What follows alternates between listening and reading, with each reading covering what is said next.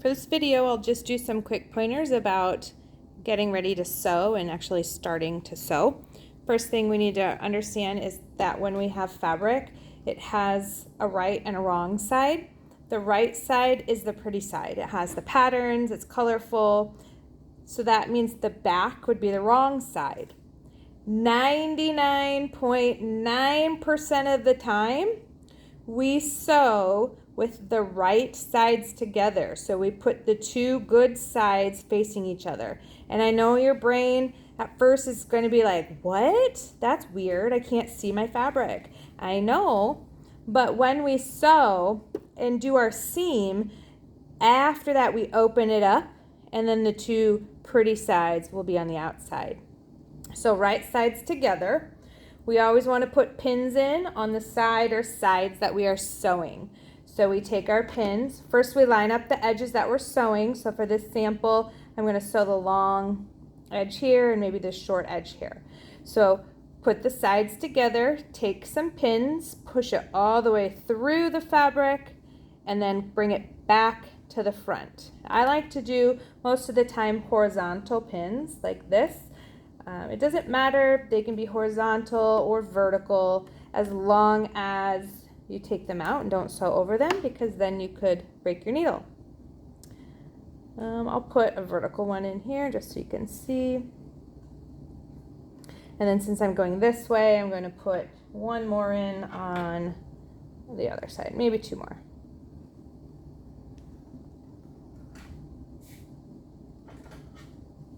Okay, so when we sit down at the machine, our presser foot is up.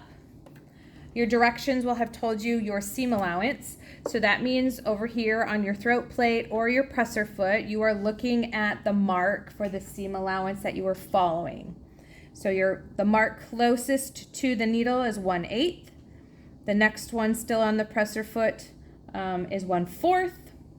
The edge of the presser foot would be 3/8. Out here we have a 5/8, a 1 inch, and so on.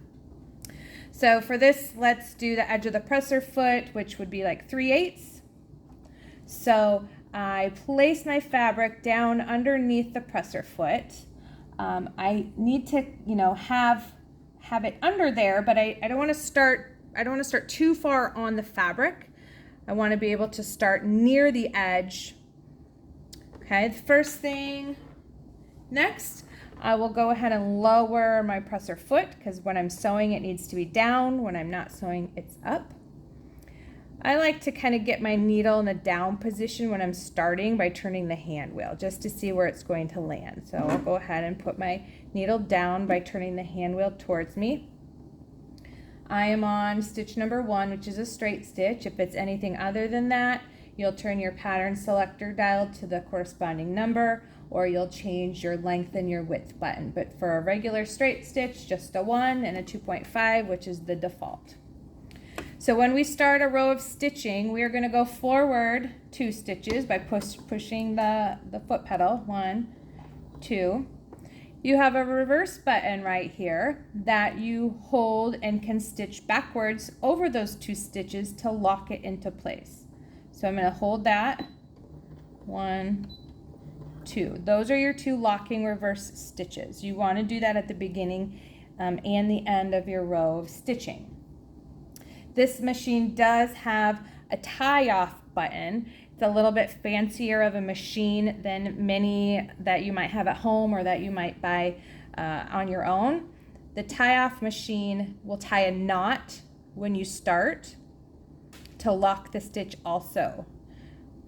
And then you'll also do it at the end. So you either need to do a tie-off locking stitch or a reverse. I just do a reverse because I don't have that button on my sewing machine at home. I'm just used to doing the reverse button. You just lock your 2 stitches. So now we did the locking reverse stitch, so we're going to go forward. We're going to go all the way down the side, keeping the fabric even with the edge of the presser foot because that's our seam allowance. I am close to my needle, so I will go ahead and pull that out. Notice that I stopped before I looked away and took my needle out. So I'll keep going. I'm not really looking at my needle. I'm looking over here on the edge of my fabric to make sure my seam allowance is maintaining where I need it to be. Okay, needle out. I'm gonna stop sewing. Keep going. Since this is vertical, I have to stop a little bit sooner to pull that pin out. Keep going. Okay, now I'm in the corner. I'm going to pivot. So I will lift my presser foot. I will turn and lower it. Ah, look. And you see I turned a little too early because I have some hanging over the edge. That's not the correct seam allowance. So I'm gonna go back to where I was, take 1 or 2 more stitches, and try that pivot again. There we go. Now my fabric is even again at the edge of the presser foot, so I'm keeping my seam allowance. So I pivoted. Here I go again, the other side. Take out my pin. Keep going. Notice my hands. They're close to the fabric, but they're not down in there. I don't want to have my fingers too close to the needle. They are a strong machine. You could sew your finger. It has happened before, but they do need to be up there so that you can guide your fabric where you need it to go. That's how you're steering it, with your hands. Whenever you are not looking here, you need to have your foot off the foot pedal. If you're looking at me, if you're looking, on your paper, on the machine, if a neighbor has wanted to say something to you, stop sewing, and that way, there's no chance of you sewing yourself because you weren't paying attention. Last pin. So remember, I'm stopping here at this corner. I'm going to get close to the edge. I'm either going to tie off with this button, or I'm going to reverse with this button 2 stitches. I'm going to do the tie off this time.